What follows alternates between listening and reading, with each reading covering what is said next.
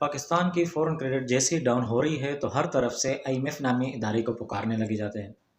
پہلے تو ہمارے فائنانس منسٹر اسحاق ڈار صاحب نے کوشش کی ہے کہ آئی ایم ایف سے قرضہ نہ لیا جائے اور آئی ایم ایف کے شرائط نہ مانے، آئی ایم ایف کے پاس نہ جائے، لیکن فورن کریڈٹ اتنے زیادہ ڈاؤن ہونے لگے، اس کی وجہ سے اسحاق ڈار صاحب کو بھی گھٹنے ٹیکنے پڑے۔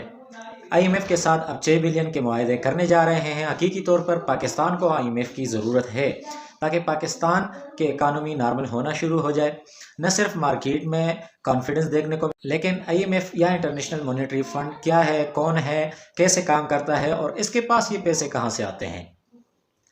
ہم آئی ایم ایف کو، انٹرنیشنل مانیٹری فنڈ کو ایکسپلین کرتے ہیں۔ This is my YouTube channel, let's see. I M F کا ادارہ 1944 میں بنا گیا، لیکن اس کی بنانے کی وجہ آپ کو پہلے گریٹ ڈپریشن کے بارے میں جاننا ہوگا۔ گریٹ ڈپریشن کیا ہے اس کے بارے میں بتاتے ہیں۔ گریٹ ڈپریشن یہ بات شروع ہوئی ہے 1929 سے، جب امریکہ کی مارکیٹ پوری طرح سے کریش کر گئی۔ امریکہ کی مارکیٹ کریش ہونے کے ساتھ ساتھ تو پوری دنیا کی مارکیٹ بھی کریش ہو گئی اور ورلڈ جی ڈی پی جو تھی وہ 26% ڈاؤن ہو گئی، جو کہ 2008 میں گریٹ ریسیشن کی وجہ سے صرف 1% پوری دنیا کی جی ڈی پی ڈاؤن ہوئی تھی۔ تو آپ خود سوچیں کہ 26% جی ڈی پی ڈاؤن ہونے کی وجہ سے پوری دنیا پہ کیا اثرات ہوئے ہوں گے۔ یہ اتنی زیادہ کریش کر گئی تھی کہ شاید پوری دنیا میں کبھی بھی اتنا زیادہ نقصان نہیں ہوا تھا۔ اثرات پوری دنیا پہ پڑے، پوری دنیا کی جی ڈی پی 26% گر گئی تھی۔ آپ خود سوچیں کہ 26% جی ڈی پی گرنے سے پوری دنیا کے کیا حال ہوا ہوگا۔ تھوڑی سی ایگزامپل میں دے دیتا ہوں۔ امریکہ میں انڈسٹریل پروڈکشن 46% گر گئی تھی، فورن جو ان کا ٹریڈ تھا وہ 70% گر گیا تھا، ہول سیل میں 32% کمی آ گئی تھی، ان امپلائمنٹ میں 600% بڑھ گیا تھا ان امپلائمنٹ۔ جی ہاں، 600%۔ گریٹ ڈپریشن تاریخ کا ایک بہت بڑا سانحہ ہے جس نے شاید دنیا کو کئی سال پیچھے چھوڑا ہے، جس کے بعد 44 ممالک آپس میں بیٹھے اور ان کے آپس میں یہ معاملہ طے ہوا کہ ہمیں ایک ایسے ادارے کی ضرورت ہے جو کہ ہمیں فیوچر میں آنے والے سانحہ سے، ایسے پریشانیوں سے ہمیں پہلے سے آگاہ کرے اور ہمیں بچائے۔ اسی طرح آئی ایم ایف اور ایک اور ادارہ جسے ورلڈ بینک کا نام دیا گیا وہ بھی وجود میں آ گیا۔ آئی ایم ایف کا مین کام یہ تھا کہ وہ دنیا کے کرنسی ریٹ کو مانیٹر کرے اور ممالک کے ایک دوسرے کے ساتھ تجارت کو آسان بنائے، ممالک کے پائیدار ترقی ہو، روزگار بڑھے اور اکانومی کو بہتر کرنے کے لیے نئے نئے طریقے کار کو دنیا میں انٹروڈیوس کریں۔ دوسری جنگ عظیم کے بعد کچھ ہوا یوں کہ پورے دنیا کی اکانومی ایک دوسرے کے ساتھ جڑ گئی، ممالک کی تجارت ایک دوسرے کے ساتھ زیادہ بڑھ گئے اور ایک دوسرے پر ڈیفینڈ بھی کرنے لگے۔ یہ تو ایک اچھی بات تھی، لیکن اس کا ایفیکٹ یہ تھا کہ ممالک کے اکنامک ایک دوسرے پر ڈیفینڈ کرنے لگے۔ اگر ایک ملک ڈیفالٹ کر جائے تو اس کا اثر صرف اس ملک پر نہیں ہوتا تھا، اس کا اثر اس کے ساتھ ٹریڈ کرنے والے ممالک پہ، پورے دنیا پہ ہوتا تھا۔ اگر ہم مثال کے طور پہ اللہ نہ کرے اگر پاکستان ڈیفالٹ ہو جائے تو اس کے ساتھ ساتھ چائنا، جو کہ ہمارے بہت بڑے امپورٹر ہیں، ہم ان سے کافی مال لیتے ہیں، اس طرح باقی جو دوست ممالک ہیں ان پہ بہت بڑا ایفیکٹ ہوگا۔ نہ صرف ہماری اکانومی پہ اثر ہوگا بلکہ ان کے اکانومی پہ بھی ایفیکٹ ہوگا، جو کہ پوری دنیا کو متاثر کرے گی۔ ایک چھوٹا سا واقعہ امریکہ میں اگر ہوتا ہے تو پاکستان اور ہندوستان کے مارکیٹ میں بھی اثر انداز ہوتا ہے۔ اگر وہاں پہ کوئی مسئلہ ہوتا ہے تو یہاں کی مارکیٹ بھی کریش کر جاتی ہے۔ اس ایفیکٹ کو ڈومینو ایفیکٹ بھی کہتے ہیں۔ ایک برک کے گرنے سے پورا برج گر جاتا ہے۔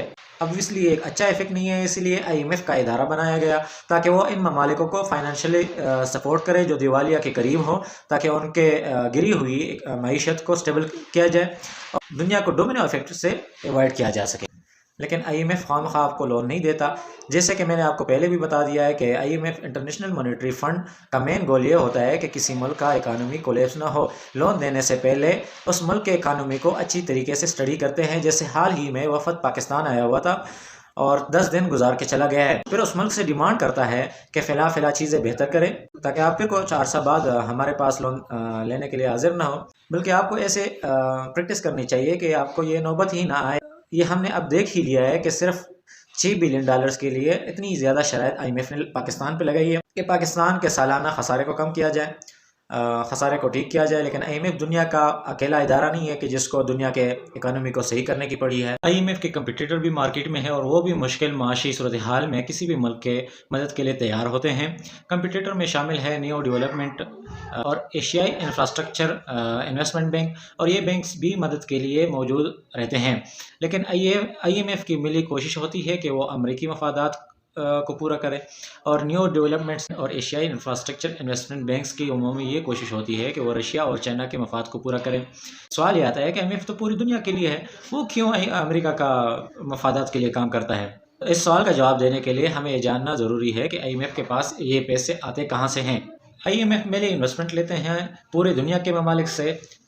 IMF کے ممبر ممالک IMF میں پیسہ ڈپازٹ کرتے ہیں، اینڈ IMF اس پیسے کو دوسرے ممالک کو لون دیتے ہیں سود پر، اور پھر سود کے پیسے کو اپنے خرچے اور ان ممالک میں تقسیم کرتے ہیں۔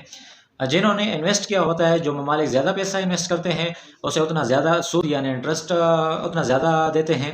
سب سے زیادہ پیسہ IMF میں امریکہ نے انویسٹ کیا ہے، تقریباً 18.25%، اور تقریباً 5ویں حصے کے حصہ داری سے امریکہ کو اجازت ملتی ہے کہ زیادہ طاقتور حق کی رائے دینے کی، ووٹنگ رائٹ زیادہ ملتے ہیں، جس سے امریکہ IMF کو ایز اے ٹول استعمال کرتی ہے، دنیا کی اکانومی اپنے مفاد میں استعمال کرتی ہے۔